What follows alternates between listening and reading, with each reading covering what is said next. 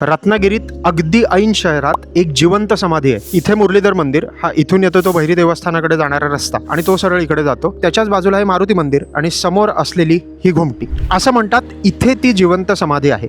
आता ह्याचे पुरावे कुठून मिळतात तर लिखित पुरावा काय नाहीये, पण मी नाना मराठेंशी बोलत होतो आणि ते काय बोलले हे ऐका. 1959 साली श्रीधर स्वामी ज्या वेळेला इथे आले रत्नागिरीत, त्यावेळेला त्यांचा एक शिष्य अष्टेकर नावाचा, ज्याला गाणगापूरला प्रत्यक्ष दत्तगुरूंनी दर्शन दिलेलं, प्रचंड ताकदीचा, अफाट ताकदीचा माणूस तो रत्नागिरीत आला होता. त्यांच्या गळात सुमारे 300-400 रुद्राक्षाच्या माळा होत्या आणि तो तपस्वी, मोठा तपस्वी प्रचंड, ते रत्नागिरीत आले, आमच्याकडे आले. माझ्या वडिलांना त्यांनी बरोबर घेतलं.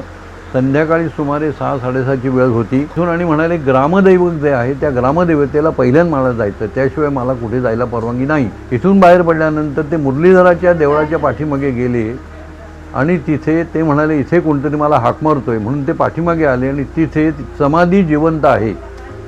त्या मारुतीच्या देवळाजवळ जिवंत समाधी असं त्यांनी सांगितलेली. म्हणाले ठीक आहे, मुरलीधराच्या पाठीमागे जे देवस्थान आहे तिथे. कदाचित ह्याची शहानिशा करणं गरजेचं आहे, पण अजूनही केळकरांकडचा एक व्यक्ती इथे येतो आणि इथे दिवाबत्तीची सोय करतो, म्हणजे काहीतरी त्याला तर्क आहे. तुम्हाला जर याच्याबद्दल माहिती असेल तर नक्की सांगा. पण कोकणातल्या मॅक्झिमम गोष्टी ह्या अशा सांगोपांगी म्हटलं तरीही त्याचे काही छोटे छोटे पुरावे ठेवायचे आणि म्हणून ही घुमटी अजूनही जशी तर तशी आहे. कोकणात बऱ्याच ठिकाणी लिखित पुरावे आपल्याला सापडत नाहीत. मग कुठेतरी आपला इतिहासाशी संबंध आणि इतिहासाचे नातं अचानक तुटून जातं आणि एक पूर्ण पिढी संपली की त्याच्या पुढच्या पिढीला काहीच माहीत नाही.